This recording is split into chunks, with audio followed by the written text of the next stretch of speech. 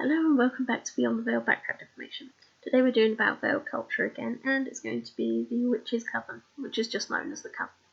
As always with this, I'll give you a quote that introduces the Coven in some way, and then I'll talk about it. With the culture, it's mainly just associated with the stories and the ideals in the Veil universe, and so some of it has links to things in reality and some of it doesn't. So it's literally just something that affects the Veil and these stories.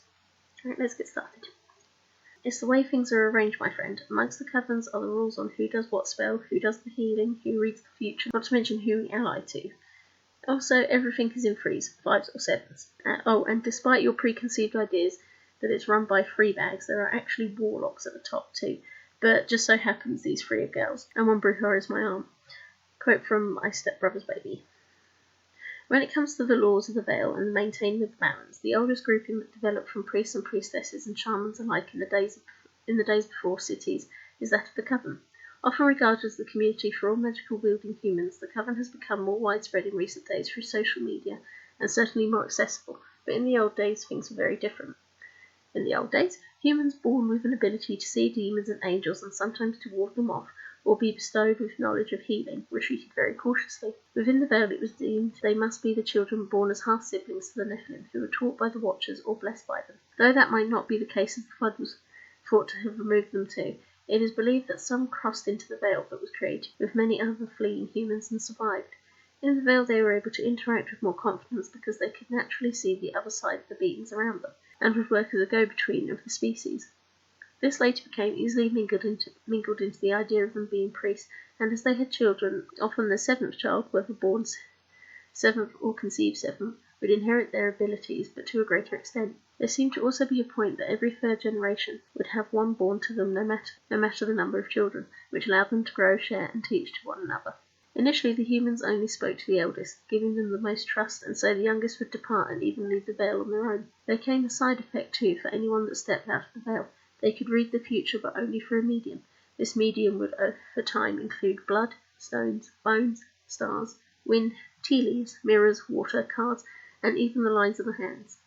This technique was one that could be shared and taught to laymen, but most often was only accurate for them, causing many of them to take on the role of oracles and fortune-tellers. But as time went by, outside the Veil, and the less female-inclusive religions took hold, this place became rather aggressive and even violent towards these beings, and found sanctuary only within their own covens and groups, and would often be linked to demonic forces, especially when unwelcome forms of necromancy occurred, such as necromancy, puppeteering, addictive medicines, transformations, including items such as the wolf belt and furs taking over the body, to full-on demonic magic.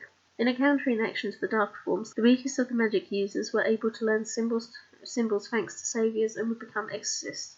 Their powers linked only to the power of the Almighty and the angels, using their names, symbols, and white chalk or salt to use their power. This same problem was occurring in the Veil, but it was not being caused by humans rejecting the magic users. Instead, the Covens had been doing very well helping to integrate communities of humans, giving them hope and even giving information to help those affected by demons or by werewolves. In fact, the Covens were one of the only forces against the demon dragons that could not be easily impregnated, because the Covens would work together to create crystal barriers around the villages they were working for. They provided healing and help, and during these issues things were going quite well with the Coven getting the respect it deserved.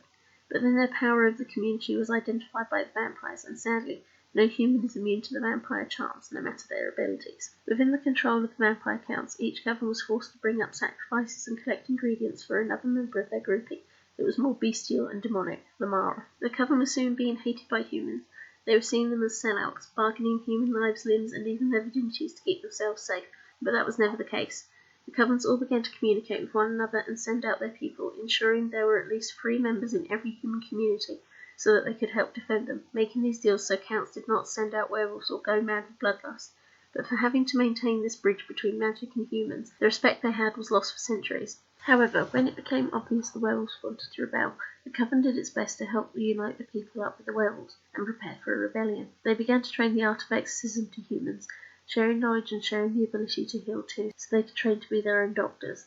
It was within this time of the rebellion that the trained humans realised that they could help protect all humans within the Veil and began to refer to themselves as the Veil Agents of Justice, going out under the information passed on by the Covens of demon and beast attacks that they were able to fight off. It was through this the Coven was also able to help protect the humans from the battle, and from those counts that were slaughtering humans for their involvement.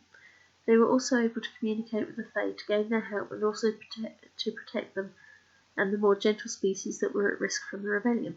When it was over, the vampires had lost power, and the rebels found that though the humans were still unkind to them, the Veiled Agents were there to help them with the information of the Coven, and thanks to the Coven, the Veiled Agents were able to spread and gain a position of strength like the police within the Veil. As time developed, the Coven settled into a community role, providing any information needed by the Veil Beings to get medicines and deal with curses. They were also vital in the defeating of the necromancers that spread around Great Britain and the Netherlands, stepping beyond the Veil and interfering with the ignorant, and so the Coven helped use their own magic to unite and remove these beings, using the power of the dead to take over.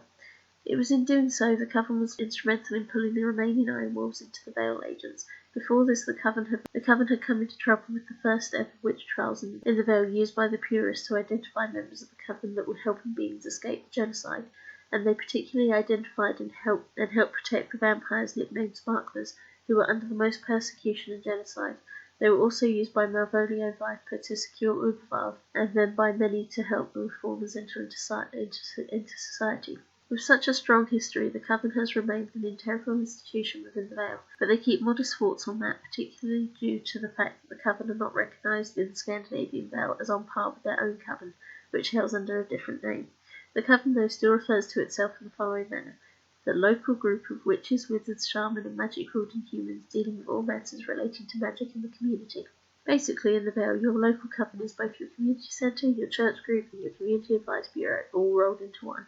The Coven was initially just a way for the simple humans to gain benefits from the Veil without getting eaten, and for each village there was the traditional 3 leaders, often called hags, despite gender but representing past, present and future, or more commonly seen as old, middle-aged and youthful. In larger towns this extended to 2 more members representing darker magic and lighter magic, and in cities 2 more representing sun and moon. Of course, interpretation on what elements or celestial being they represent varied throughout different centuries and eras, with a more modern Coven in Wales representing categories in board game. The conditions for the positions are generally the same: reputation and age.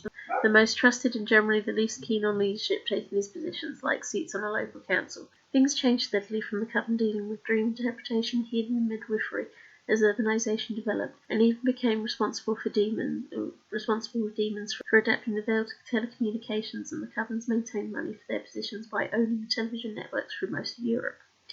If you were to compare the Veil Agents to the police, and the Coven are the community support officers, they come to schools each year and teach children about social problems, and they run local newsletters and papers and work as a secondary advisory committee to councils.